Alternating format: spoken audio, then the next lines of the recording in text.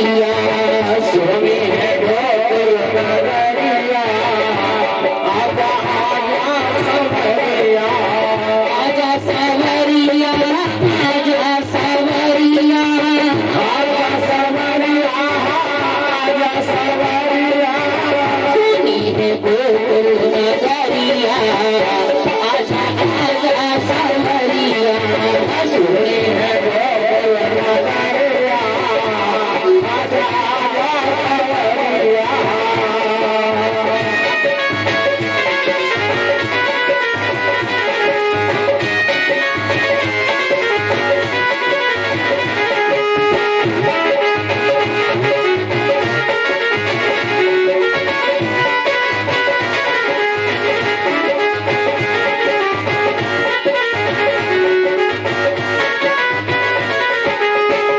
बरसाने से कटकी बुलाई बरसाने से कटकी बुलाई बरसाने से कटकी बुलाई बरसाने से कटकी बुलाई ग्वाल बाल सब उदास आई ग्वाल बाल सब उदास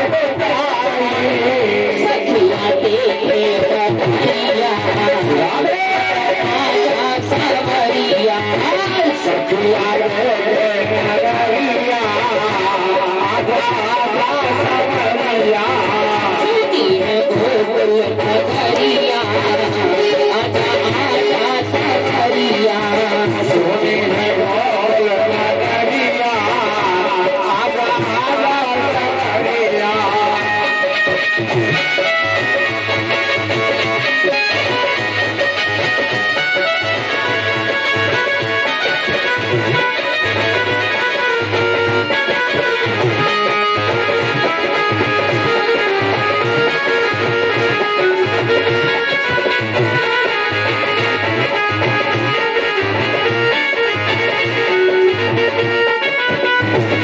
ऐसी प्रीत लगी मत मोहन ऐसी प्रीत लगी मत मोहन ऐसी प्रीत लगी मत मोहन ऐसी प्रीत लगी मत मोहन मोहन सखिया हो गई शोभन सखिया हो गई नगर पगरिया आजा आजा सवरिया नगर पगरिया आजा आजा सवरिया आजा सवरिया आजा सवरिया आजा सवरिया आजा सवरिया सोनी है गोकुल नगरिया आजा आजा सवरिया सोनी है गोकुल नगरिया आजा आजा सवरिया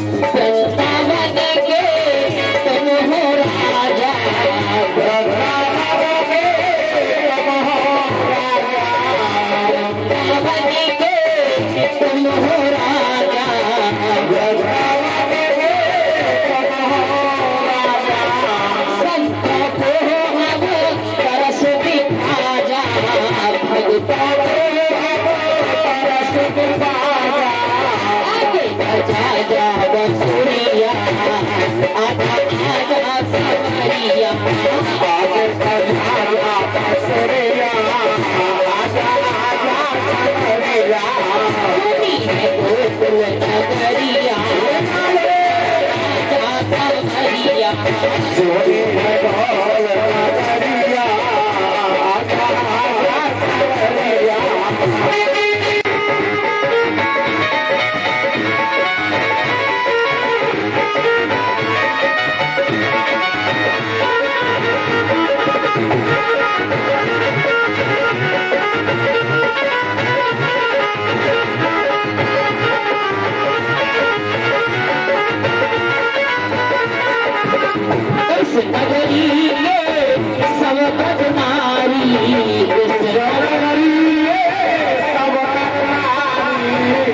नगरी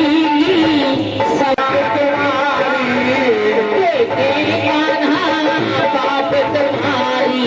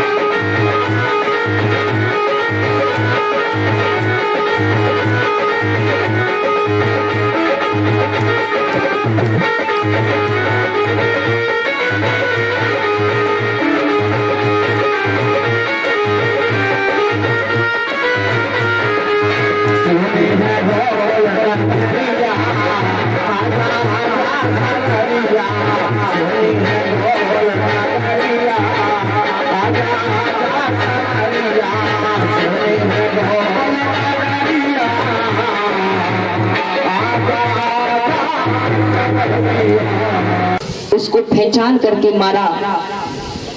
कहते हैं इसके बाद बच्चा सुरनाम का दैत्य आया बछड़े के रूप में, तो भगवान ने उसका भी संहार किया। दूसरे दिन जब भगवान कन्हैया गाय चराने के लिए गए तो क्या देखा कि यमुना जल से बने सरोवर में एक बगुला दिखाई दिया जो देखने में बड़ा भारी था। ग्वाल बाल देखकर सब डर गए और कृष्ण को पुकारने लगे, अरे कन्हैया हमारी रक्षा करो, हमारी रक्षा करो। तब भगवान कन्हैया ने अघासुर को मारा, बकासुर को मारा और अपने भक्तों की रक्षा की। अब एक दिन की बात है, एक दिन सभी ग्वाल बाल भगवान श्री कृष्ण के साथ गाय लेकर के जब वन में जा रहे थे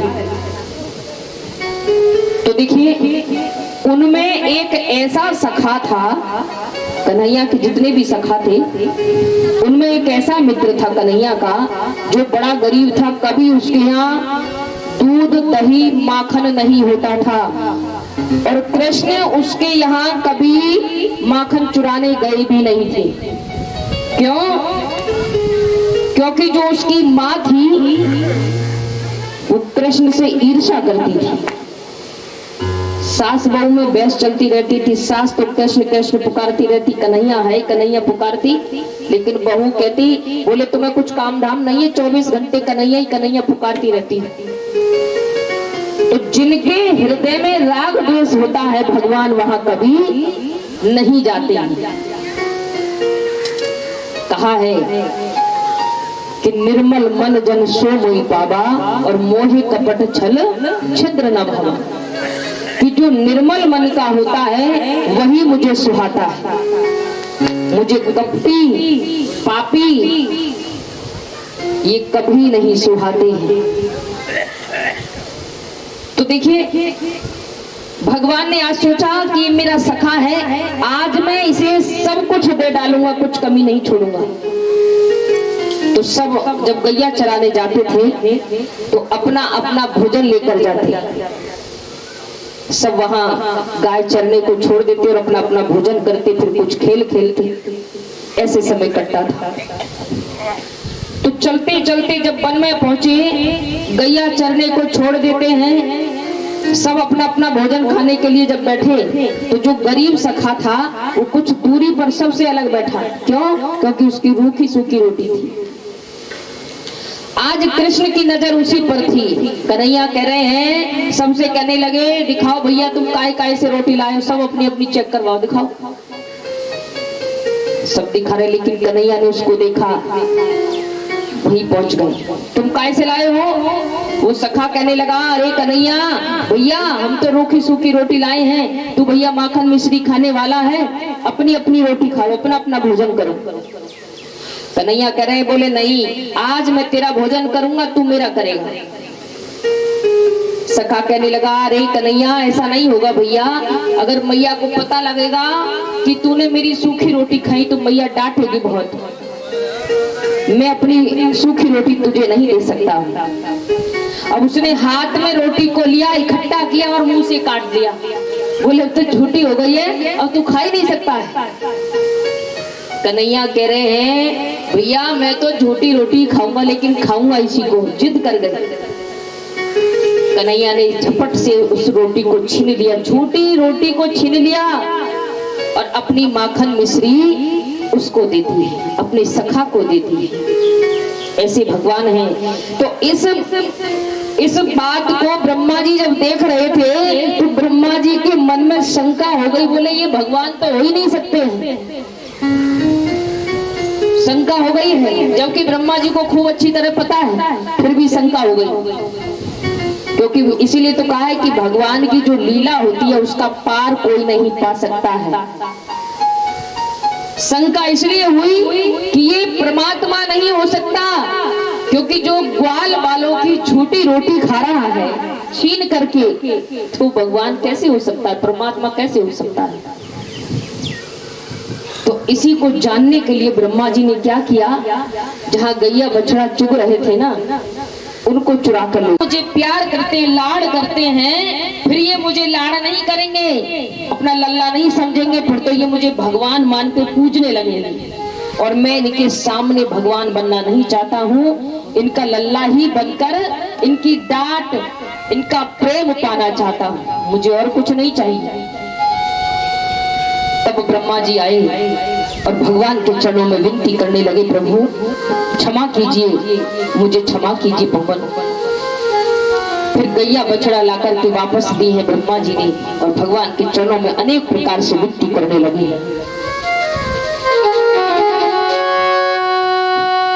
तेरी मंद मंद मुस्कनिया पे,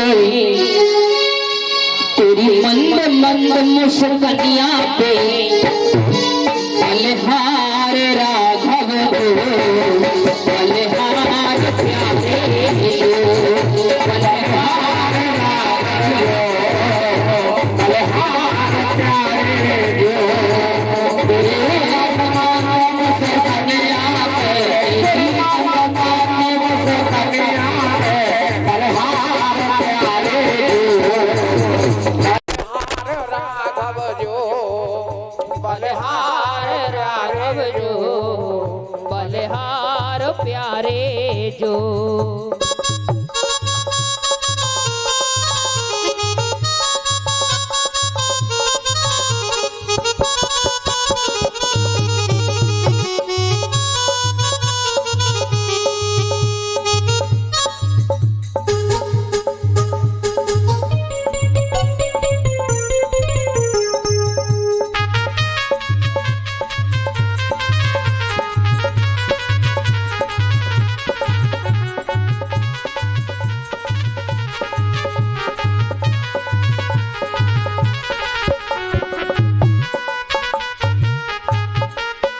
तेरे बाल बड़े घुंघराले, बादल हो काले काले, तेरे बाल बड़े घुंघराले, बादल हो काले काले, तेरे बाल बड़े घुंघराले, बादल हो काले काले, तेरे बाल बड़े घुंघराले, बादल हो काले काले, तेरी मोर मुकुट लटकनिया पे, तेरी मोर मुकुट लटकनिया पे, बलिहार राघव जो, बलिहार प्यारे जो, हो बलिहार राघव जो, बलिहार प्यारे जो तेरी मंद मंद मुस्कानिया पे तेरी मंद मंद मुस्कानिया पे बलहार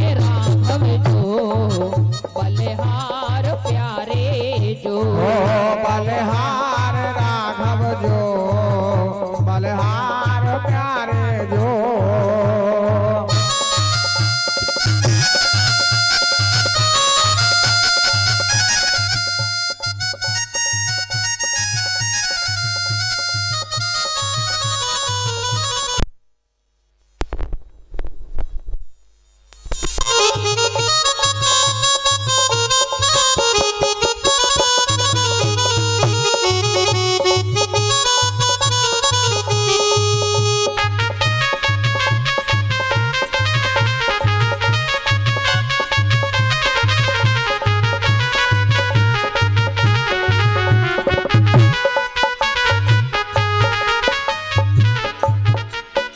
तेरे नैन बड़े कजरारे लगते हैं कारे कारे तेरे नैन बड़े कजरारे लगते हैं कारे कारे तेरे नैन बड़े कजरारे लगते हैं कारे कारे तेरे नैन बड़े कजरारे लगते हैं कारे कारे तेरी तिरछी सी चितवनिया पे तेरी तिरछी सी चितवनिया पे बलहार राघव जो बलहार प्यारे जो बलहार राघव जो बलहार प्यारे जो तेरी मंद मंद मुस्कानिया पे तेरी मंद पे खेलन आयो री मेरा मारो सो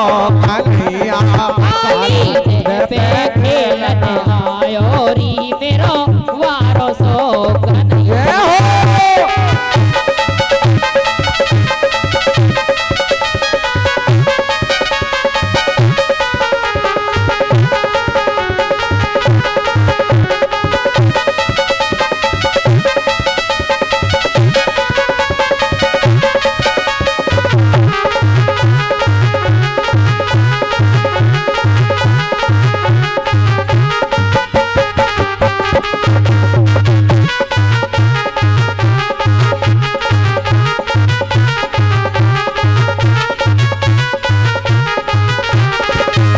और काहे की पट गेंद बनाई काहे की पट गेंद बनाई और काहे की पट गेंद बनाई काहे की पट गेंद बनाई अरे काहे का पल्ला लायोरी मेरा कन्हैया काहे का पल्ला आयो री मेरो मारो सो कन्हैया और काली पे खेलन आयो रे मेरा वारो सो कन्हैया वारो सो कन्हैया मेरो छोटो सो कन्हैया मेरो वारो सो कन्हैया मेरा छोटा सो कन्हैया काली देह पे खेलन आयो री मेरो वारो सो कन्हैया काली पे खेलन आयो रे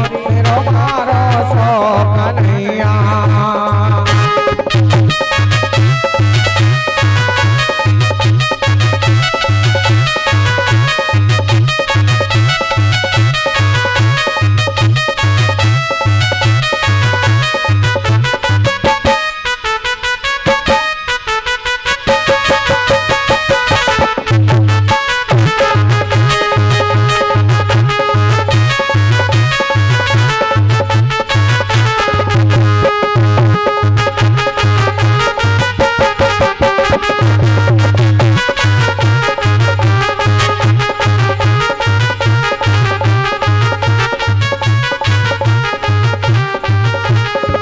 रेशम की पट गेंद बनाई रेशम की पट गेंद बनाई रेशम की पट गेंद बनाई रेशम की पट गेंद बनाई और रेशम की पट गेंद बनाई रेशम की पट और चंदन को बल्ला लायो री मेरो 1200 कन्हैया। चंदन को बल्ला लायो री मेरो 1200 कन्हैया। और मेरो 1200 कन्हैया, मेरो 900 कन्हैया, मेरो 1200 कन्हैया, मेरो छोटो सो कन्हैया। काली दे खेलन आयो री मेरो 1200 कन्हैया। काली दे खेलन आयो री मेरो 1200 कन्हैया।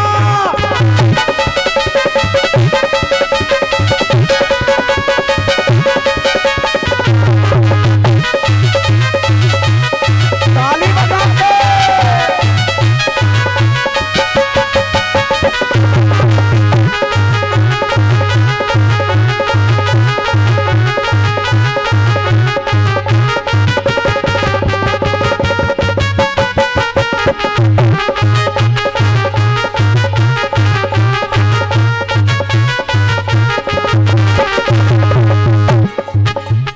मारो टोल गेंद गई देह में। अरे मारो टोल गेंद गई देह में। मारो टोल गेंद गई देह में। मारा काली दे खेलन आयो री मेरो 1200 कन्हैया। काली दे खेलन आयो री मेरो 1200 कन्हैया। तो कन्हैया आज जब गेंद का खेल खेलते हैं, जानबूझकर मेरी गेंद को यमुना में फेंका है, इसलिए मुझे वही गेंद चाहिए, कहीं से भी लेकर आ। और कहने लगे ग्वाले, सब सखा कहने लगे हैं, बोले श्री दामा तुम ये बताओ कि तुम कन्हैया के मित्र हो के शत्रु हो? अरे तुम जानते हो कि यमुना जी में कालिया नाग रहता है, जल इतना विषैला है, और तुम कह रहे हो कि गेंद ला कर दे। हम तुम्हें और दूसरी गेंद ला कर देंगे, नई गेंद ला देंगे। बोले नहीं, मैंने देखा है कि कन्हैया ने जानबूझकर मेरी गेंद को यमुना में फेंका है, इसलिए मुझे वही गेंद चाहिए। जिद कर गए हैं। अब तो भगवान कन्हैया ने दाऊ जी की ओर देखा, दाऊ जी से इशारे में पूछा, बोले भैया क्या करना है बताओ। दाऊ जी कह रहे हैं, छोटे तू तो भैया अच्छा ही काम करेगा, ला कर दे दे गेंद। तो भगवान कन्हैया को इशारा मिला, इशारा मिलते ही कदम पर जा चढ़े हैं और पीताम्बर को कस के बांध लिया, पर्दनी में बांसुरी को लगा लिया और इतनी बेग से छलांग लगाई यमुना जी में। यमुना जी में जब छलांग लगा दी है, अब तो सभी जितने भी सखा थे सब घबरा गए। उधर श्री दामा जो कि गेंद मांग रहे थे, अब तो श्री दामा भी डर गए, घबरा गए और दौड़े हैं कहाँ? नगर की ओर, गांव की ओर दौड़े, आवाज लगाते जा रहे हैं, हरि यशोदा मैया, नंद बाबा, आज कन्हैया यमुना में कूद गयो, यमुना में चलो गयो, जल्दी चलो जल्दी चलो, आवाज लगाते चले जा रहे हैं। उधर कन्हैया आज जैसे यमुना जी में कूदे हैं तो नाग पत्नियों ने देखा कृष्ण को, बड़ा सुंदर स्वरूप भगवान का है। तो वहां क्या देखते हैं कि यमुना जी में कालिया नाग का एक कुंड था, उसका जल विष की गर्मी से खौलता रहता था। तो देखिए नाग पत्नियों ने जब भगवान कृष्ण को देखा तो नाग पत्नियां आज कहने लगी, अरे लल्ला, हे पुत्र, तुम कौन हो, कहां से चले आए हो? शीघ्र यहाँ से चले जाओ, अन्यथा अगर हमारा पति जाग गया तो तुम्हें जीवित नहीं छोड़ेगा। कन्हैया कह रहे हैं, अरे तुम कैसी माता हो, एक ओर तो मुझे पुत्र कह रही हो और दूसरी ओर मेरे मरने की बात भी सोच रही हो। कोई माँ ऐसा सोचती है क्या? अब तो मैं तुम्हारे पति से मिलकर ही जाऊंगा, ऐसे नहीं जाऊंगा। तो देखिए भगवान कन्हैया आज अपने छोटे छोटे हाथों से जल के बेग को कभी रोकते हैं और कभी छोड़ देते हैं। जल में कीड़ा करने लगे। जब जल में कीड़ा करने लगे तो जल की घोर आवाज सुनाई देने लगी।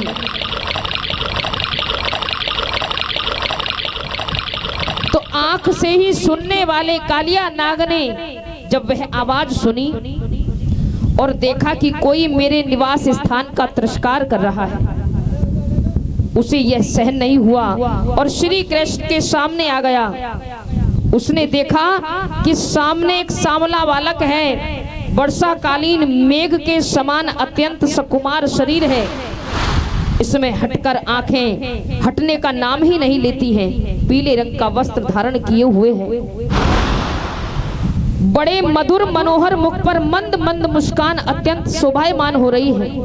जब कालिया नाग ने देखा कि बालक तनक भी न डरकर इस विषैले जल से खेल रहा है, तब उसका क्रोध और भी बढ़ जाता। आराम से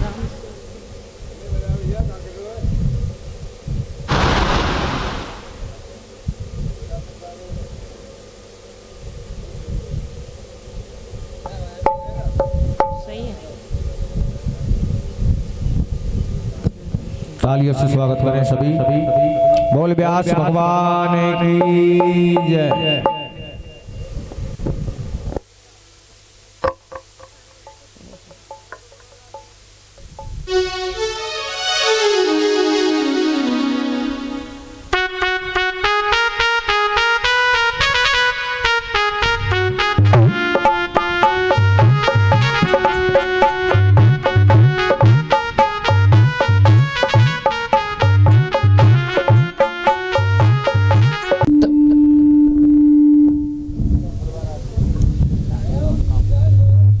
उधर आज कालिया नाग ने देखा कि कृष्ण इतने सुंदर दिख रहे हैं तो देखता ही रहा। फिर उसे क्रोध आया कि बालक तनक भी मेरे भय से डर नहीं रहा है और मुझे घूर घूर करके देख रहा है। तो कालिया नाग ने भगवान कृष्ण को अपने बंधन में बांध लिया है, जकड़ लिया है। तो यहाँ तक तो भगवान की लीला रही कि साधारण एक मनुष्य की तरह नाग फांस में बंध जाते हैं, बंधन में बंध जाते हैं। लेकिन थोड़ी देर में भगवान ने आज उसके शरीर पर अपना मुष्टिक प्रहार जब शुरू किया तो नाग के सभी अंग ढीले पड़ जाते हैं। और जब सभी अंग ढीले हो गए तो थोड़ी देर में भगवान खिसक करके सरक करके उसके बंधन से मुक्त हो गए और उसको अपने मुष्टिक प्रहार से धराशायी करने लगे। जब मारने लगे तो अब नाग समझ जाती है तो भगवान से विनती करती है, हे प्रभु, विनती करने लगी, हे प्रभु, आपका ये इसलिए इस अपराधी को दंड देना सब प्रकार से उचित है। हे नाथ, आपकी दृष्टि में सत्य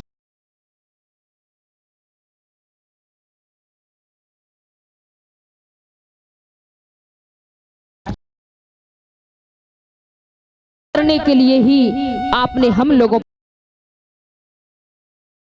यह तो आपका कृपा प्रसाद है, हमें क्षमा कीजिए।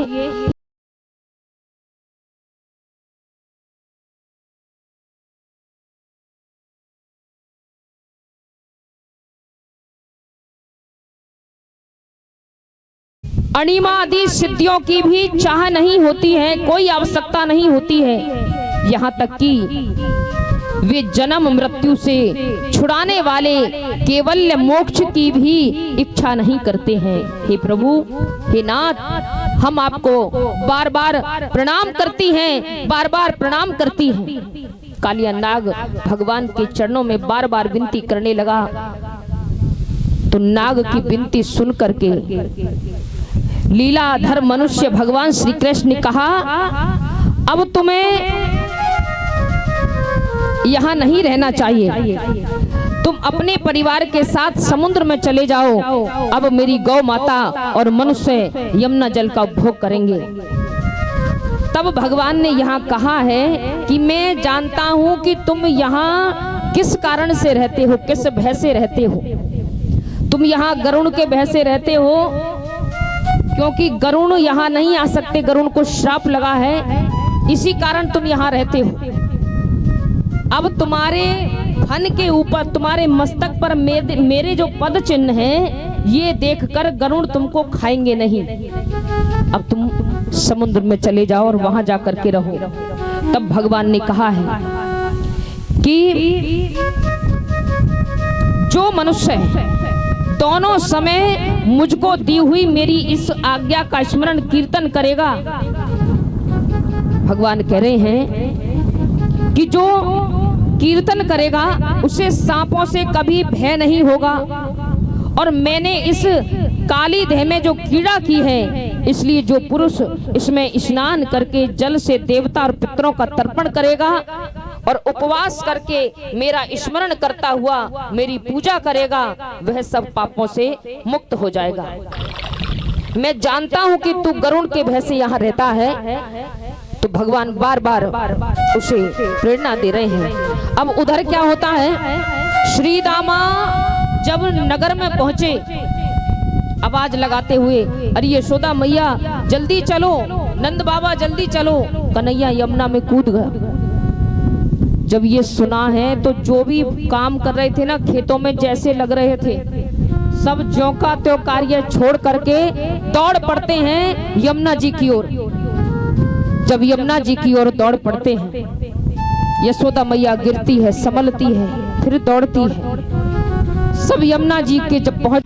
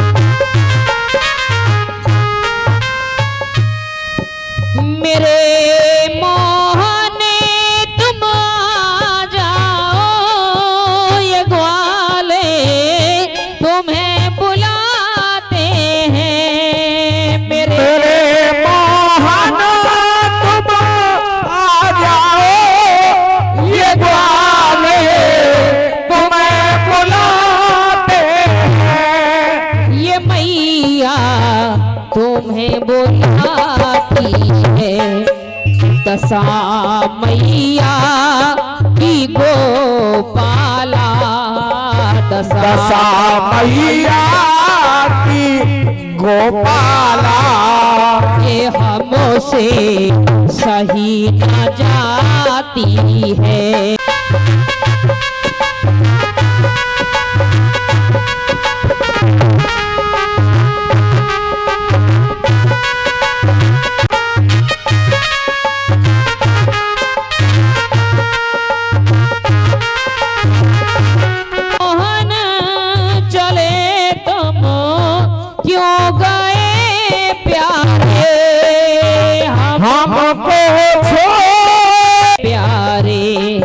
याद तेरी रह आती है, याद तेरी रह आती है, हमारी जान जाती है। याद तेरी रह आती है, हमारी जान जाती है। मैया की गोपाला, ये हमसे सही न जाती है। दशा मैया की गोपाला, ये हमसे सही न जाती है।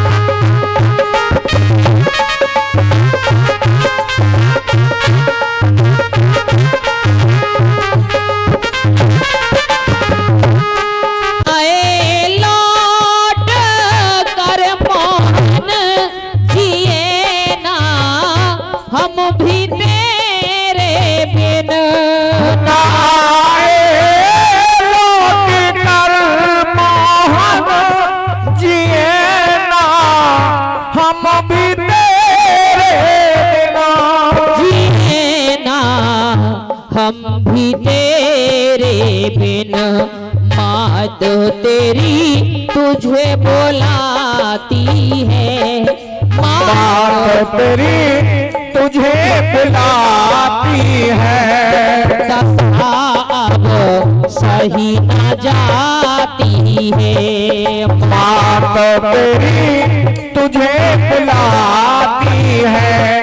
दशा अब सही न जाती है। मेरे मोहन तुम आ जाओ, ये ग्वाले तुम्हें बुलाते हैं। मेरे मोहन तुम आ जाओ, ये ग्वाले तुम्हें बुलाते हैं। दशा मैया की गोपाला, दशा मैया की गोपाला, ये हमसे कहीं न जाती है। दशा मैया की गोपाला, ये हमसे सही न जाती है।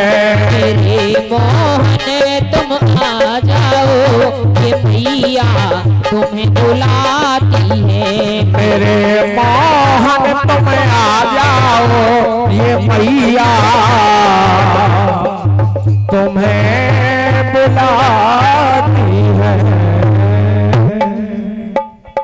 तो आज जब सब भगवान कृष्ण को पुकार रहे हैं और सब ने ये निश्चय कर लिया, बोले अगर हमारा कन्हैया नहीं तो हम भी नहीं हैं, अगर तुम नहीं आओगे तो हम भी सब इस यमुना जी में कूद कर अपने प्राणों को त्याग देंगे। तो जब सबने मरने का निश्चय कर लिया तो देखिए भगवान आज कालिया नाग के फन पर नृत्य करते हुए सबको दर्शन दे रहे हैं। बोलिए भक्त और भगवान की दर्शन दिए सबको। जैसे ही सबने दर्शन किए भगवान के स्वरूप में तो खुशी का ठिकाना नहीं रहा। सब कृष्ण की जय जयकार करने लगे, जय जयकार करने लगे। सभी देवता आकाश मार्ग से पुष्पों की वर्षा कराने लगे। प्रभु आप धन्य हो, आप धन्य हो, आपकी लीला का कोई पार नहीं पा सकता। भगवान आपको कोटि कोटि नमन है, प्रणाम है। तो इस तरह से भगवान ने कालिया नाग को बांधा, नाथा। इसके बाद भगवान ने गोपियों के चीर चुराए चीर हरण का प्रसंग आता है। तो सब कहते हैं ना, बोले अरे कन्हैया कैसे भगवान थे, उन्होंने तो गोपियों के वस्त्र चुरा लिए, चीर चुरा लिए। लेकिन यहाँ सोचने वाली बात है, चीर हरण का मतलब होता है आवरण भंग। तो आप इस बात को ध्यान में रखिए कि ब्रह्म और आत्मा की एकता का साक्षात्कार आवरण भंग होने पर ही होता है। यदि पर्दा बना रहा तो साक्षात्कार नहीं होगा। जब हेमंत ऋतु आई तो नंद ब्रज कुमारी गोपियां कात्यायनी देवी का व्रत और पूजन करने लगी और सभी उनसे प्रार्थना करने लगी। प्रातःकाल सुबह सुबह स्नान करने जाती थी यमुना जी में, तो सब पूजन करती तो किस तरह से विनती करती थी। नंद गोप सुतम देवी पति में कुरुते नमः। तो विनती करती थी, हे माता नंदन भगवान श्री कृष्ण को हमारा पति बना दीजिए, ऐसी विनती करती थी। पूजा अर्चना करती, प्रातःकाल सभी यमुना जी में जाकर के नगन अवस्था में स्नान करती थी। तो भगवान ने एक दिन क्या किया, जब भगवान ने गोपियों के चीर चुराए थे तो कृष्ण अकेले नहीं थे, उन गोपियों के भाई भतीजे भी साथ में मिले हुए थे। तो सबने मिलकर के गोपियों के चीर चुराए। तो गोपियां विनती कर रही हैं भगवान से, अरे कन्हैया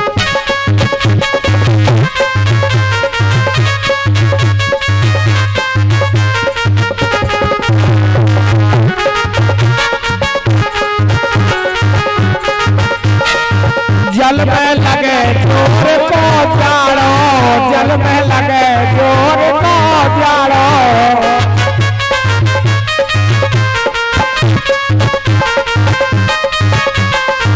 जल में लगे जोर को जाड़ो, कैसे निकलेंगे बाहर जानो। मर गई शर्म के मारे दैया है, मर गई शर्म के मारे भैया मेरी ले गए, मेरी ले गए, मेरी ले गए ओढ़निया, हाय दैया मेरी ले गए ओढ़निया, हाय दैया। चल गए कदम पट्टीदार कन्हैया, चल गए कदम पट्टीदार कन्हैया, मेरी ले गए ओढ़निया, हाय दैया मेरी ले गए ओढ़निया, हाय दैया।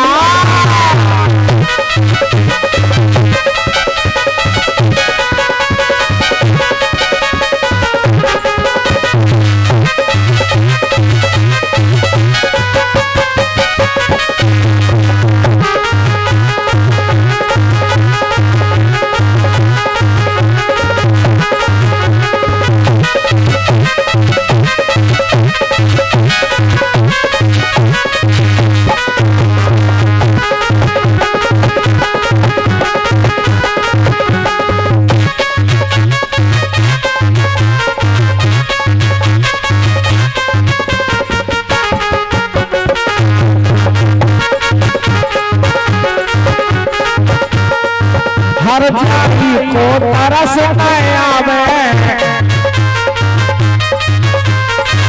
हर जाति को तरस नया में, धीरे धीरे पास बुलावे, धीरे धीरे पास बुलावे। मर गई शर्म के मारे दैया है, मर गई शर्म के मारे दैया मेरी ले गए, वो मेरी ले गए। एक बार दोनों हाथ उठाएं सीधे सभी, सर से ऊंचे हाथ उठा करके और जोरदार ताली बजा के, वो मेरी ले गए ओढ़निया, हाय दैया मेरी ले गए ओढ़निया, हाय दैया। चल गए कदम पट्टीदार कन्हैया, चल गए कदम पट्टीदार कन्हैया, मेरी ले गए, मेरी ले गए, मेरी ले गए ओढ़निया, हाय दैया मेरी ले गए ओढ़निया, हाय दैया।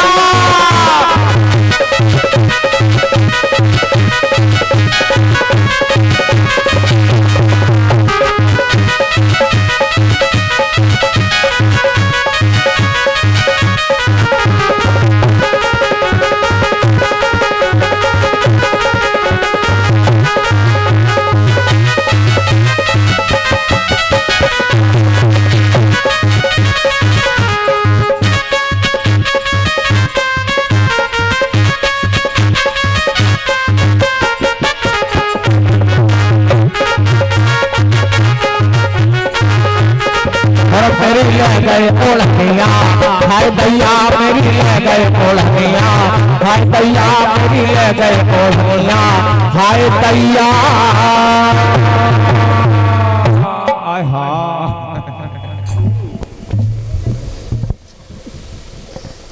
बोले गोविंद भगवान की। तो इस तरह भगवान ने सब गोपियों को शिक्षा दी कि कभी भी जल में नग्न अवस्था में स्नान नहीं करना चाहिए। देखो प्रसाद बन रहा है, प्रसाद की तैयारी चल रही है, तो हमें बड़ी जोर की भूख लगी है। तो कन्हैया कहने लगे, बोले जाओ और जाकर के ब्राह्मणों से भोजन मांग लो कि हमें भूख लगी है, भोजन दे दो। अब सब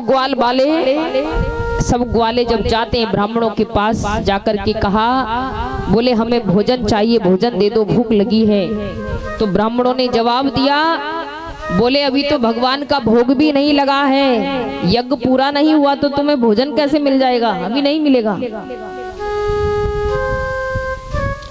तो देखिए इस प्रसंग से शिक्षा मिलती है कि एक ओर पास पड़ोस के लोग भूखे रहें और दूसरी ओर आहुति पर आहुति डाली जाए, तो इस तरह का यज्ञ धर्म के अनुकूल नहीं होता है।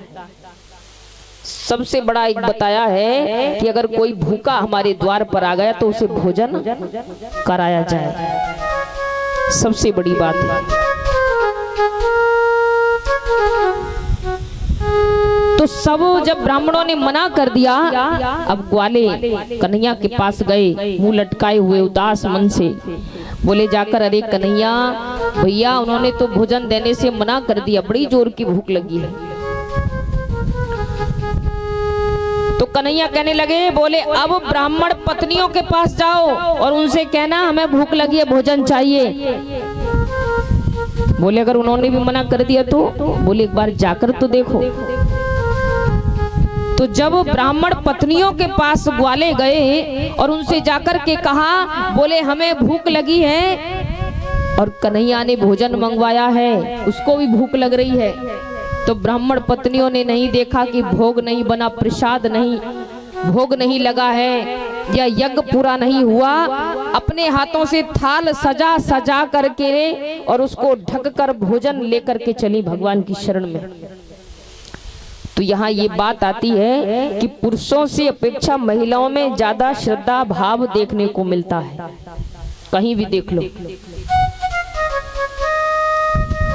तो उधर भगवान ने बड़े प्रेम से भोजन खाया।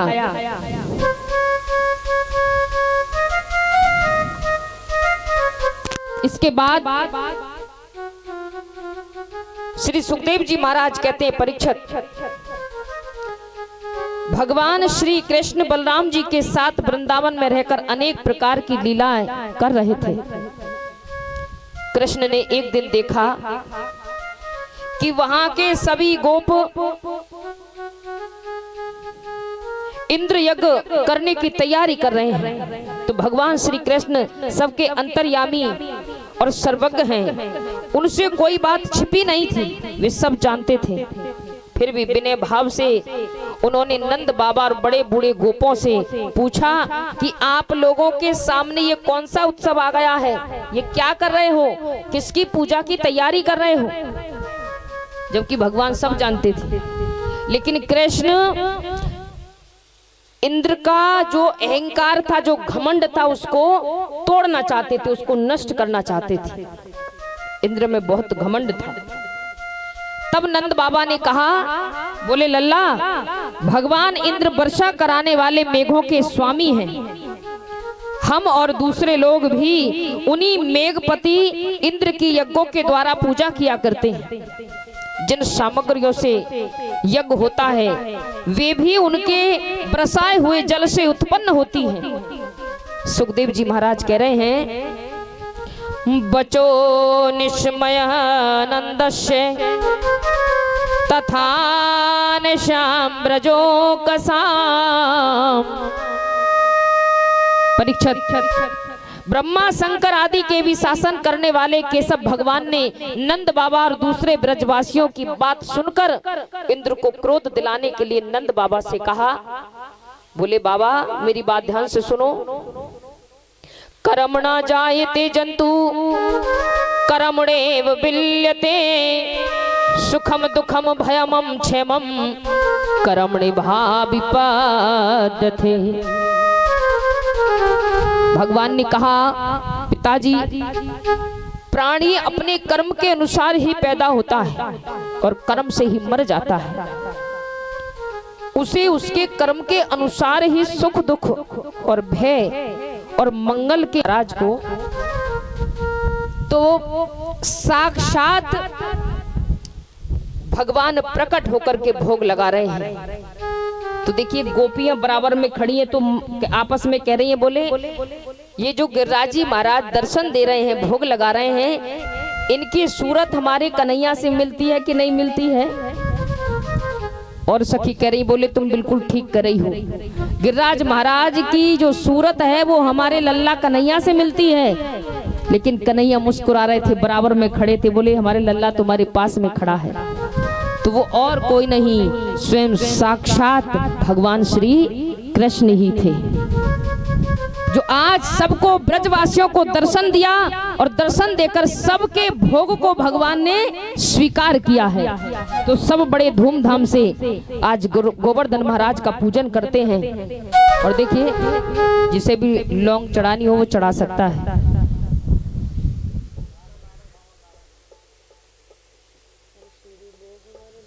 गाय सखी न माने मेरो मनुआ, और मैं तो गोवर्धन को जाऊं मेरे वीर, न माने मेरो मनुआ, मैं तो गोवर्धन को जाऊं मेरे वीर, न माने मेरो मनुआ, और न माने मेरो मनुआ, सखी न माने मेरो मनुआ, अरे न माने मेरो मनुआ, और न माने मेरो मनुआ, मैं तो गोवर्धन को जाऊं मेरे वीर, न माने मेरो मनुआ, मैं तो गोवर्धन को जाऊं मेरे वीर, न माने मेरो मनुआ। हरि बोल।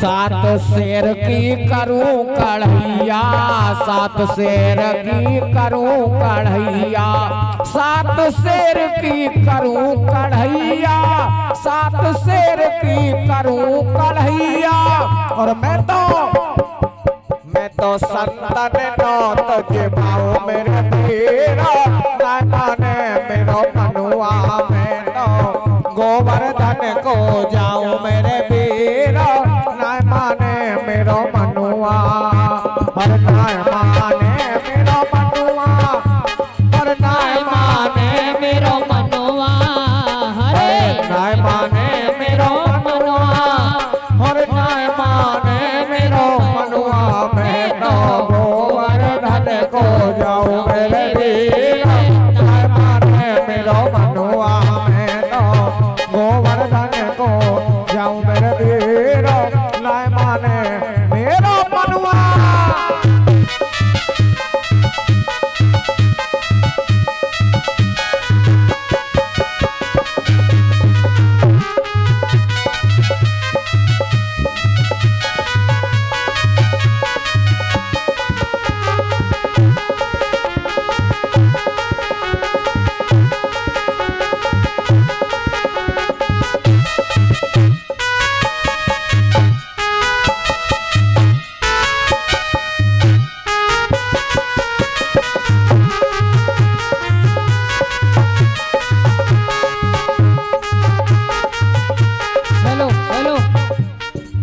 बस इतने ही ले जाओ, थोड़े से ही ले जाओ बस,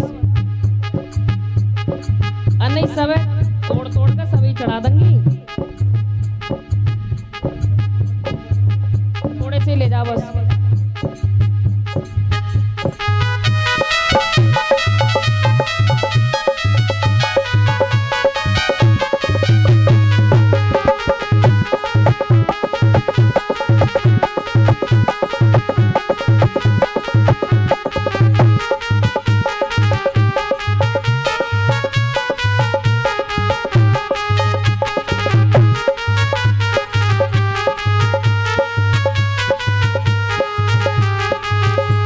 और 7 कोस की दे पर कम्मा, 7 कोस की दे पर कम्मा, 7 कोस की दे पर कम्मा, और 7 कोस की दे पर कम्मा।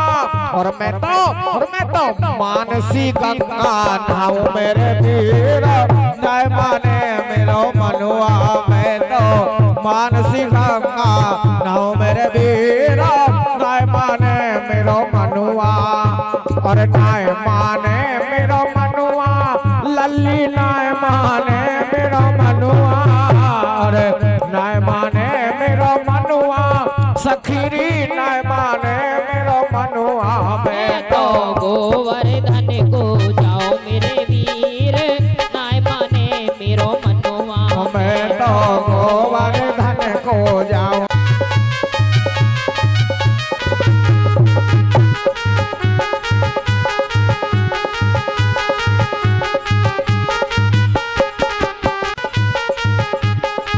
चकलेश्वर के दर्शन करके, चकलेश्वर के दर्शन करके, और अपना जीवन सफल बनाओ मेरे वीर, नाय माने मेरो मनुआ। मैं तो गोवर्धन को जाऊं मेरे वीर। बस लौंग चढ़ाओ, बस लौंग, बस लौंग चढ़ाओ। नहीं तुम तो सब जितने भी लाई हो ना, सब पूरा खोट खोट के चढ़ा देंगे उन पे ही। बस केवल लौंग। मैं तो गोवर्धन को जाओ मेरे वीर, नाय माने मेरो मनुआ। मैं तो गोवर्धन को जाओ मेरे वीर, नाय माने मेरो मनुआ।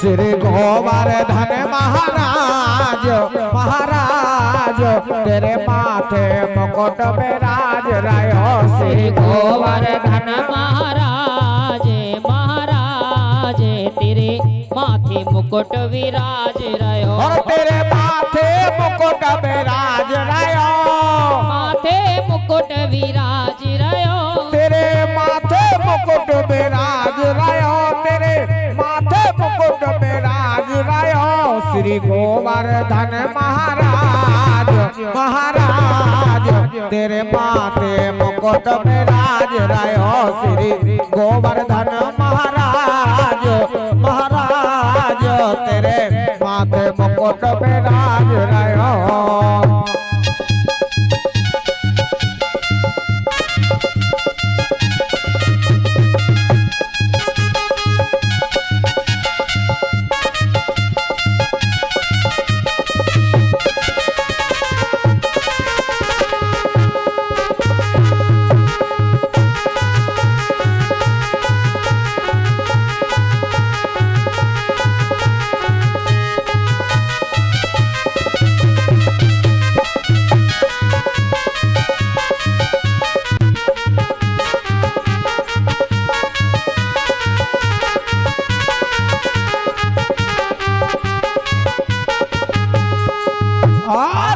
तो पे पान चढ़े तो पे फूल चढ़े, तो पे पान चढ़े तो पे फूल चढ़े, तो पे पान चढ़े तो पे फूल चढ़े, तो पे पान चढ़े तो पे फूल चढ़े।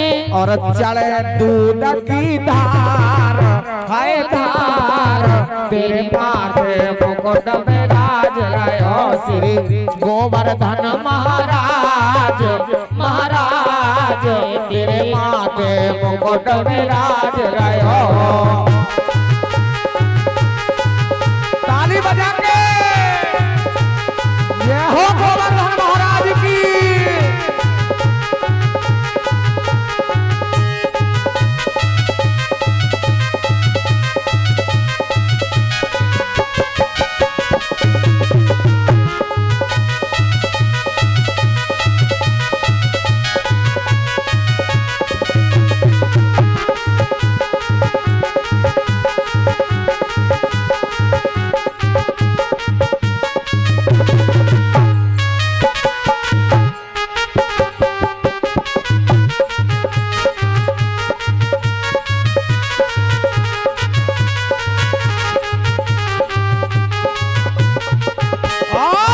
तेरे कानन कुंडल सोह रहे, तेरे कानन कुंडल सोए रहे रे, तेरे कानन कुंडल सोए रहे, तेरे कानन कुंडल सोए रहे। और थोड़ी पे थोड़ी पे थोड़ी पे हीरा लाल है लाल, तेरे माथे मुकुट विराज रहो श्री गोवर्धन महाराज महाराज, तेरे माथे मुकुट विराज रहो।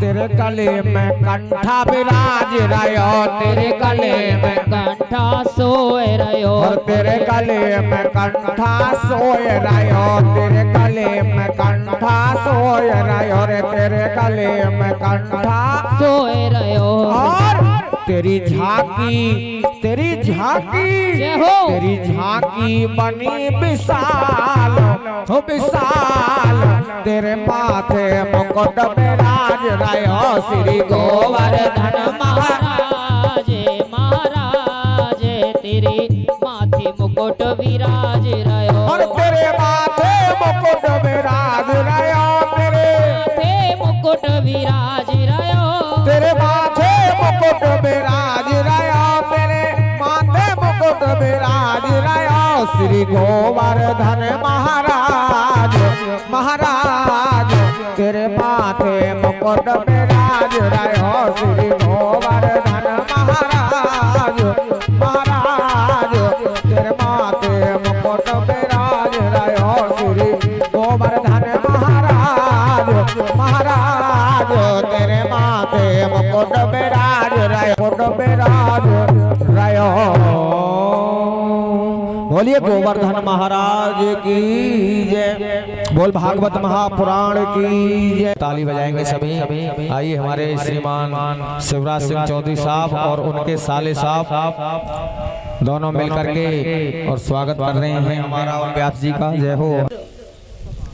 कह रहे हैं कि आज इन जंगली ग्वालों ने मेरी पूजा बंद कर दी है। तो इस तरह से कहते हैं कि इंद्र ने प्रलय करने वाले मेघों के सांवर्तक नामक गण को आज्ञा दी, उनको बुला लिया। ग्वालों को इतना घमंड हो गया है, सचमुच यह धन का ही नशा है। भला देखो तो सही, एक साधारण मनुष्य कृष्ण के बल पर उन्होंने मुझ देवराज इंद्र का अपमान किया। तो इस तरह इंद्र ने प्रलय कि मेघों के स्वामी सांवर्त को आज्ञा दी, बोले जाओ और जाओ पूरे ब्रज रज को तहस नहस कर दो, कुछ नहीं बचना चाहिए। तो आज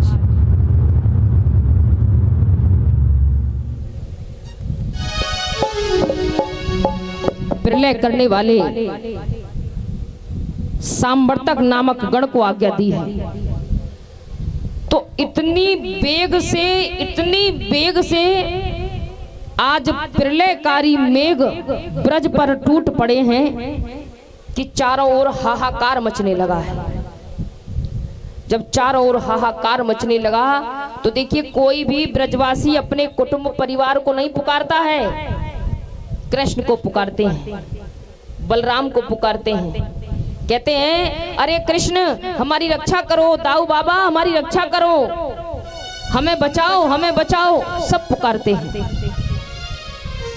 वृक्ष टूट टूट करके उखड़ करके गिरने लगे, घर के घर तहस नहस होने लगे, हाहाकार मच गया। गैया बछड़ा सब भगवान कृष्ण को पुकारते हैं, दाऊ जी को पुकारते हैं। कृष्ण ने दाऊ बाबा से कहा, बोले दाऊ क्या करना है, अब तो रक्षा करनी पड़ेगी ब्रजवासियों की।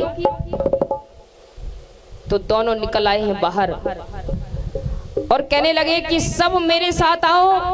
तो कृष्ण के साथ साथ सब कहते हैं, आज गोवर्धन पर्वत के निकट जब पहुंचे तो भगवान ने खेल ही खेल में गोवर्धन पर्वत को अपनी कनिष्ठ का उंगली पर धारण कर लिया था। ब्रजवासियों से कहा, बोले सब आ जाओ, सब आ गए। तो देखिए आज सब जब गोवर्धन पर्वत के नीचे आ गए हैं और भगवान गोवर्धन पर्वत को कनिष्ठ का उंगली पर धारण करे खड़े हैं, तो सबने जो ग्वाल बाला थे ना, कन्हैया के सखा थे, सब अपनी अपनी लाठी निकाली जो गैया लेकर जाते थे चराने के लिए और गोवर्धन पर्वत के नीचे लगा दी और जोर से जोर लगा रहे, बोले जैसे हम ही पूरी मदद कर रहे हो कन्हैया की गोवर्धन उठवाने में, पूरा जोर लगा रहे हैं। तो देखिए यशोदा मैया देख करके कह रही है सबसे, और कैसे कह रही है यशोदा, और नख पे गिरवर लीनो धारे, कन्हैया मेरो वारो, नख पे गिरवर लीनो धारे, कन्हैया मेरो वारो, और कन्हैया मेरो वारो, हरि लल्ला मेरो वारो, कन्हैया मेरो वारो, हरि लल्ला मेरो वारो, नख पे गिरवर लीनो धारो, कन्हैया मेरो वारो, नख पे गिरवर लीनो धारो, कन्हैया मेरो वारो।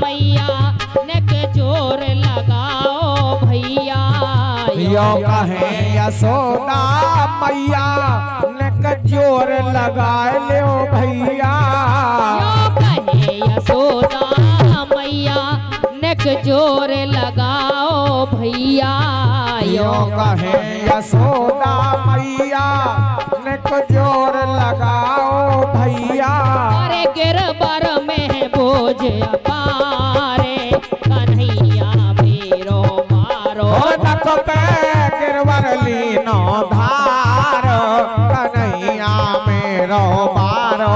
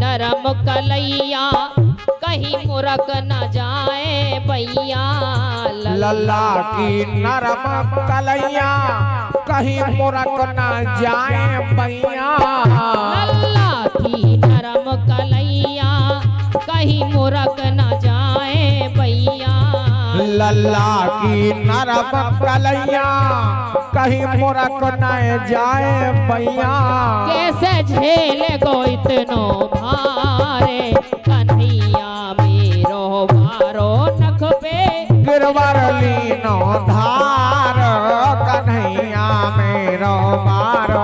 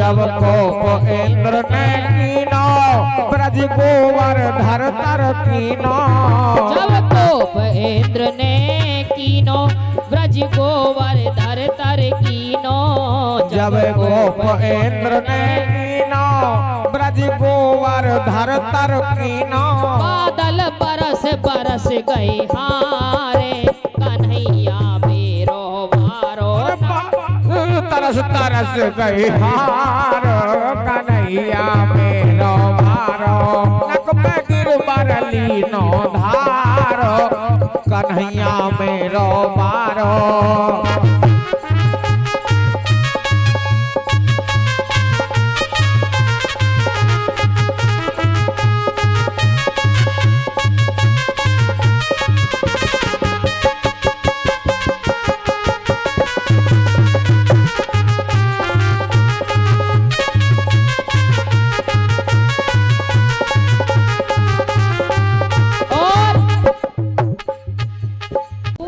मैं इतना अभागा हुआ कि आपके काम आते आते मैं आपके काम ना आ सका, तो मुझसे कौन सी कमी हुई प्रभु, कौन सा अपराध हुआ है जिस कारण से मैं आपके काम में नहीं आ सका। तो जब रो रहा था तब हनुमान जी महाराज को बड़ी दया आई। तो हनुमान जी ने कहा, बोले तुम रो मत, मैं राम जी को खबर करता हूँ फिर तुम्हें बताता हूँ। हनुमान जी गए राम जी के पास, जाकर बताया प्रभु गोवर्धन पर्वत बहुत रो रहा था, बिलख रहा था, तड़प रहा था। तब भगवान श्री राम ने कहा, बोले जाओ बजरंगी, जाकर के गोवर्धन पर्वत से कहना कि वो परेशान ना हो, दुखी ना हो।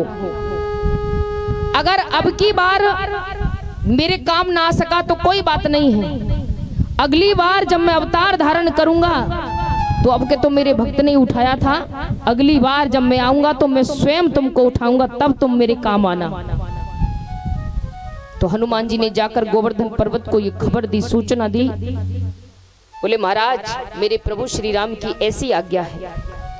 तब से गोवर्धन पर्वत भगवान के आने का इंतजार कर रहा था। आज वो समय आ गया कि भगवान कृष्ण ने स्वयं गिरिराज पर्वत को उठाया और 7 दिन तक कनिष्ठ का उंगली पर धारण करके रखा। 7 दिन तक मूसलाधार वर्षा होती रही। तो यहाँ ये बात आती है कि इतने प्रलयकारी मेघ थे कि पूरी सृष्टि का लय प्रलय हो जाता, लेकिन फिर इतना जो बरसात का पानी था वो कहाँ चला गया। तो एक बात तो यहाँ ये आती है कि एक तो भगवान ने सुदर्शन चक्र छोड़ रखा था अपना। दूसरी बात आती है कि जब एक बार की बात है कि जब भगवान शंकर ने माता पार्वती के कहने के अनुसार सोने का महल बनवाया था, तो मैया कह रही है कि गृह प्रवेश में मैं 108 ब्राह्मणों को भोजन कराऊंगी। कितने? 108 ब्राह्मणों को भोजन कराऊंगी, आप जाओ और निमंत्रण दे आओ। तो देखिए भगवान शंकर मन में सोच रहे हैं, बोले अगर मैं तो मैया ने कहा कि मैं 108 ब्राह्मणों को भोजन कराऊं। भोलेनाथ से कहा, बोले जाओ और जाकर निमंत्रण दे आओ। भोलेनाथ सोचते जा रहे हैं, बोले अगर 108 ब्राह्मणों को निमंत्रण देकर आऊंगा तो कोई भी दावत खाने जब आते हैं तो कोई एक साथ नहीं आ सकता। 10 कभी आ रहे हैं, 20 कभी आ रहे हैं, 4 कभी आ रहे हैं, मतलब शाम तक ऐसे ही चलते रहते हैं कि नहीं, एक साथ नहीं आ सकते। तो भगवान शंकर ने विचार किया, बोले क्यों ना एक ब्राह्मण कोई 9 आऊं जो 108 का पूरा काम करेंगे। तो अगस्त मुनि को निमंत्रण दे आए भोलेनाथ, अकेले अगस्त मुनि को ही, महाराज हमारे यहाँ भोजन के लिए आना है आपको। निमंत्रण स्वीकार हो गया। भोलेनाथ ने जाकर खबर दी। पार्वती बोले, भगवान कह रहे पार्वती से, बोले जल्दी से भोजन तैयार कर लो, ब्राह्मणों को निमंत्रण पहुंच चुका है, आने वाले होंगे। पार्वती मैया ने भोजन तैयार किया, आसन लगा दिया गया। मैया को तो खबर थी 108 ब्राह्मण आएंगे, तो उसी हिसाब से व्यवस्था की। इंतजार करने लगी तो केवल अगस्त मुनि आए, अकेले कमंडल हाथ में लिए हुए चले आ रहे हैं। आसन पर विराजमान कर दिया। मैया दरवाजे की ओर देख रही है, भोलेनाथ की ओर देखा, बोले और नहीं आ रहे ब्राह्मण। तो भगवान शंकर कह रहे हैं, बोले अकेले ही 108 का काम पूरा करेंगे, तुम चिंता मत करो, बस भोजन परोसने की तैयारी करो। मैया एकदम से मुंह बनाकर बोली, तुम तो हमेशा ऐसा ही काम करते हो, उल्टे ही काम करते हो। कोई बात नहीं। अब मैया को बड़ा सिर दर्द हो रहा था, आश्चर्य हो रहा था। बोले एक ही ब्राह्मण को बुला लाए हैं, मैंने 108 की कहा था। आसन लगा दिया और जैसे ही भोजन परोसना शुरू किया, मैया के मन में शंका तो थी कि 108 की पूरी पंगत के लिए लाइन लगाई थी, आसन बिछाए गए थे, अगस्त मुनि अकेले ही बैठे हैं। मैया भोजन लाती गई तो अगस्त मुनि 10 ब्राह्मणों का खा गए भोजन, 20 का खा गए, 30, 40, 50, 60, 70, 80 तक बात पहुंच गई। और जब 100 तक बात पहुंची, मैया ने देखा, बोले ये तो इधर उधर देख ही नहीं रहे, खाते ही जा रहे हैं, 100 से भी ऊपर बात पहुंचती जा रही है। तो मैया घबराने लगी, 108 का तो भोजन बनाया ही था, है ना। तो मैया कह रही है, अगस्त मुनि से धीरे से आके बोली, बोले बाबा गुरुदेव, आप बीच में भोजन के बीच में पानी नहीं पीते हो? अरे पानी पी ले तो कुछ पेट भर जाए, सहारा सा हो जाए, कुछ कम खाएं। तो मैया धीरे से करी, बोले आप बीच में भोजन के बीच में पानी नहीं पीते हो? तो अगस्त मुनि ने जवाब दिया, कहने लगे, बोले बीच आए जब तो पानी पिए, अभी तो बीच आया ही नहीं है, अभी तो शुरुआत है, जब बीच आएगा तभी तो पानी पिएंगे, अभी तो शुरुआत हुई है। मैया घबरा गई, बोले शुरुआत हुई है? 100 से ज्यादा का भोजन खा गए, मन ही मन कह रही, उनसे कुछ नहीं कहा। भोलेनाथ मुस्कुरा रहे बैठे बैठे। मैया दौड़ कर गई, बोले स्वामी कुछ करो ना, मुस्कुरा रहे हो, हंसी आ रही है तुमको, यहाँ बात इज्जत बेइज्जती पर अटकी पड़ी और तुमको हंसी आ रही है, बोले कुछ करो। भगवान शंकर ने कहा, बोले थाली में एक तुलसी दल जाकर के रख दो। मैया ने तुलसी दल लिया, इसलिए भगवान को प्रिय है, तुलसी दल का भोग लगाते हैं। एक पत्ता तोड़ा और धोकर के थाली में रख दिया, और जैसे ही थाली में वो तुलसी दल पहुंचा और अगस्त मुनि ने ग्रहण किया तो एकदम से तृप्त हो गए। कहने लगे कि अब मेरा पेट भर गया, अब मुझे पानी पिलाओ। भगवान शंकर इशारा कर रहे, पार्वती को बोले पानी पिलाने मत लग जाना, जितना भोजन खाया है ना, पानी भी जन कितना ही पिएंगे, थक जाओगी पानी पिलाते पिलाते। तब भगवान भोलेनाथ सामने आए और अगस्त मुनि से कहा, हाथ जोड़कर, गुरुदेव महाराज अब तो हमने भोजन कराया है, लेकिन जब पानी पिलाएंगे तब भी आपको निमंत्रण दिया जाएगा, तो आप जल पीने के लिए निमंत्रण पर आना। तो पानी नहीं पिलाया था। तो देखिए, जब भगवान कृष्ण ने गोवर्धन पर्वत को उठाया तो कन्हैया ने भोलेनाथ से कहा, तब भोलेनाथ ने अगस्त मुनि को निमंत्रण दिया, महाराज अब जल पी। आलस में तुमसे राम कहीं ना जाए,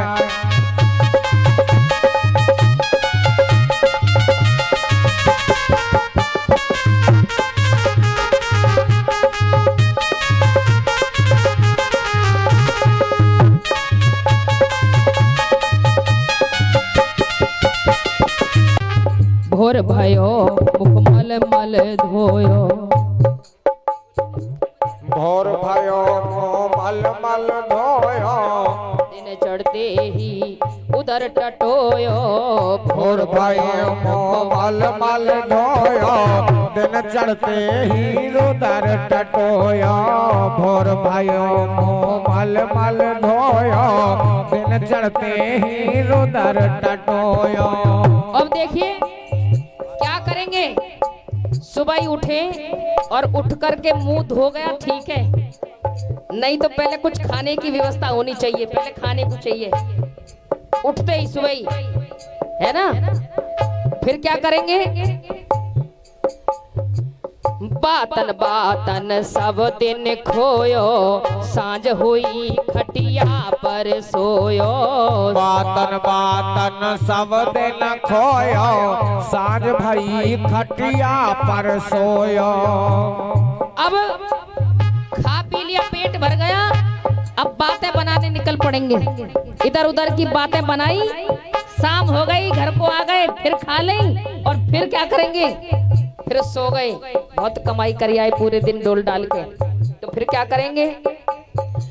सोबत सोबत उम्र बीत गई, काल शीस रयो छाए। कैसे बैठे हो आलस में तुमसे श्याम कहीं ना जाए। राम कहीं ना जाए, मुख से राम कहीं ना जाए। कैसे बैठे हो आलस में तुमसे राम कहीं ना जाए।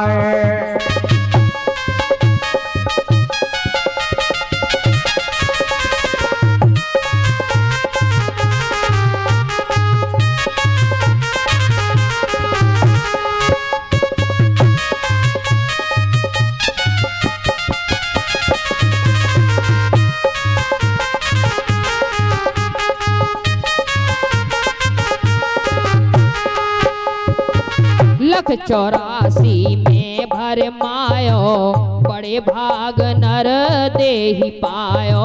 लख 84 में भर मायो, बड़े भाग से नर देह पायो। अब के कर ले खरी कमाई, भव सागर से तर ले भाई। अब के कर ले खरी कमाई, भव सागर से तर ले भाई। राधे श्याम जन्म मिल के फिर बार बार नहीं आए। कैसे बैठे हो आलस में तुमसे राम कहीं ना जाए। राम कहीं ना जाए, मुख से राम कहीं ना जाए। कैसे बैठे हो आलस में मुख से राम कहीं ना जाए।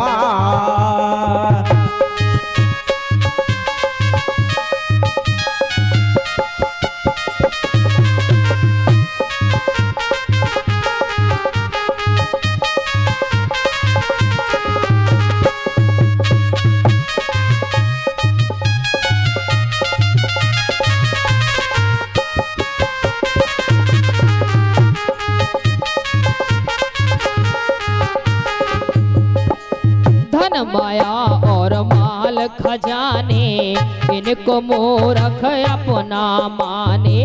धन दौलत और माल खजाने, इनको मूर्ख अपना माने। कर ले हरि का भजन दीवाने, आलस में तुमसे राम कहीं ना जाए। राम कहीं ना जाए, मुख से हरि को।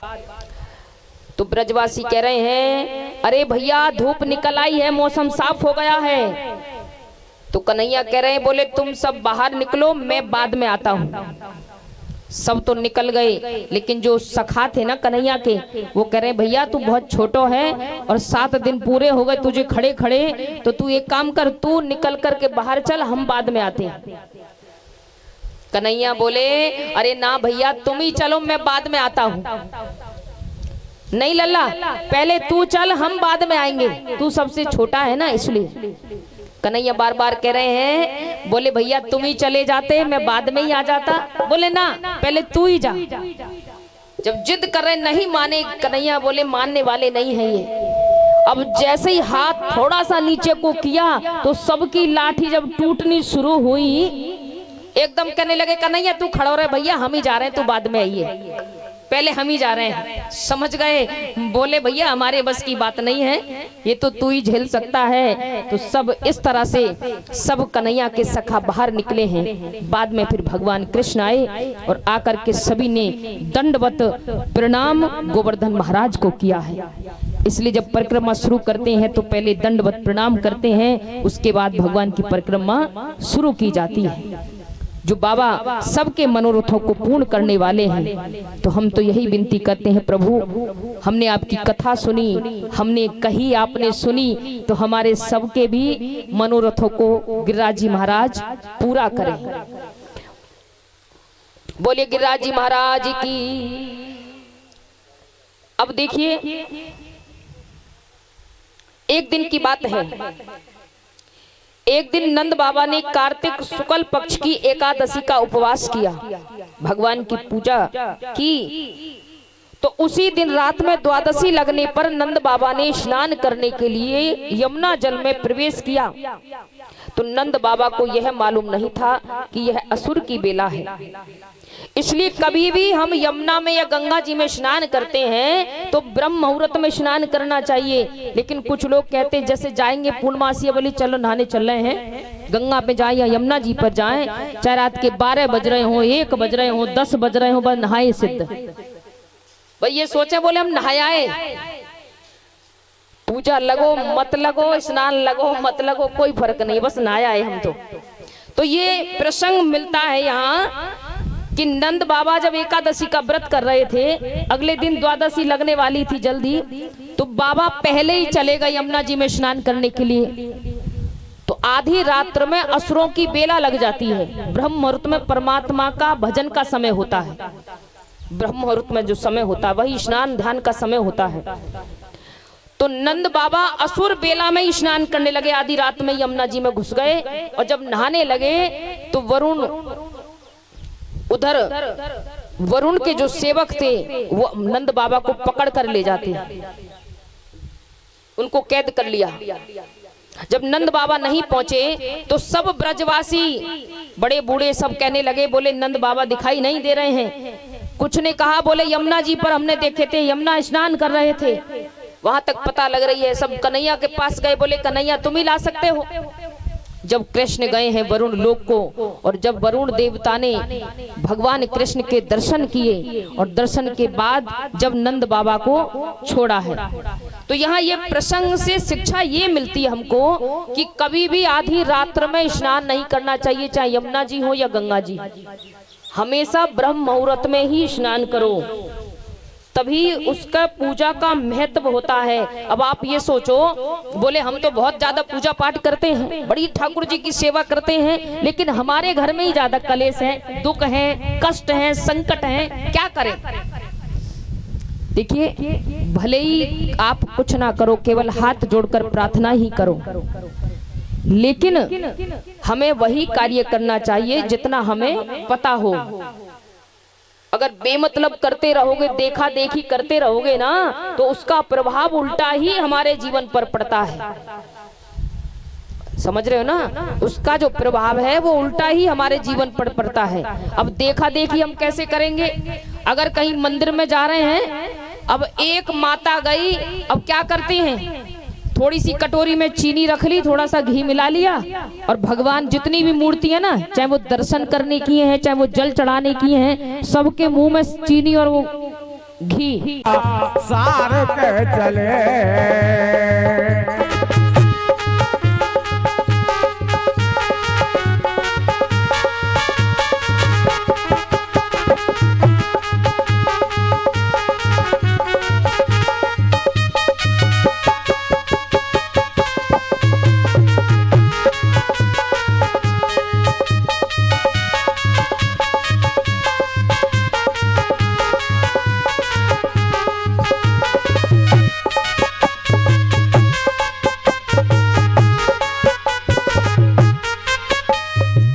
घुम घुमारो लहंगा पहनो, ओढ़ी चटक चुंदरिया, बालों में ये गजरा लगा के बांधे कमर कमरिया, बांधे कमर कमरिया, बांधे कमर कमरिया।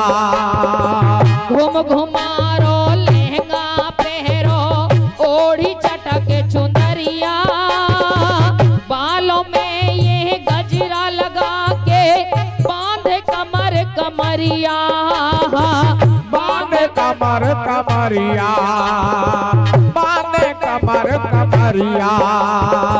ठुमक ठुमक ठुमका मारे, ठुमक ठुमक ठुमका मारे, ठुमकार के चले, ठुमक ठुमक ठुमका मारे, ठुमकार के चले। के घुंघटा मार के चले, के गजरा सार के चले, के घुंघटा मार के चले, के गजरा सार के चले। और भोले शंकर भेष जनानो हार के चले, भोले शंकर भेष जनानो धार के चले। लहंगा और चुंदरिया पैरों पार के चले, घुमटा मार के चले, गजरा सार के चले। घुमटा मार के चले, गजरा सार के चले।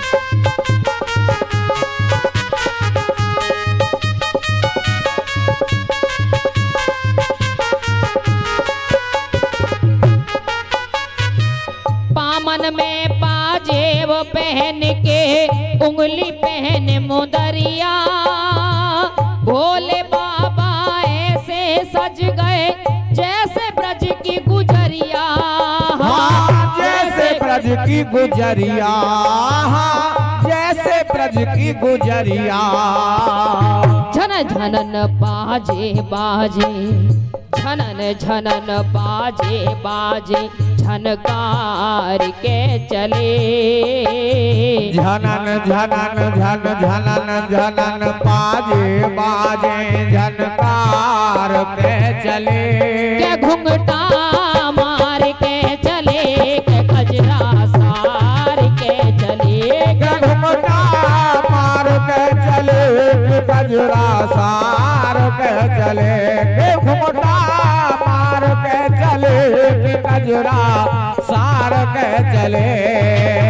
और भोले शंकर भेष जनानो धार के चले, लहंगा और चुनरिया पहन पार के चले।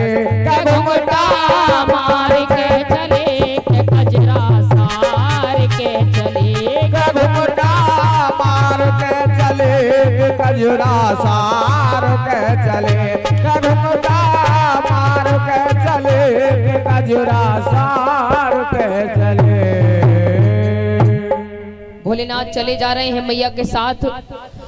अब चलते चलते चाल भूल जाते हैं, जब आगे निकलते तो मैया घूंघट किससे करा है?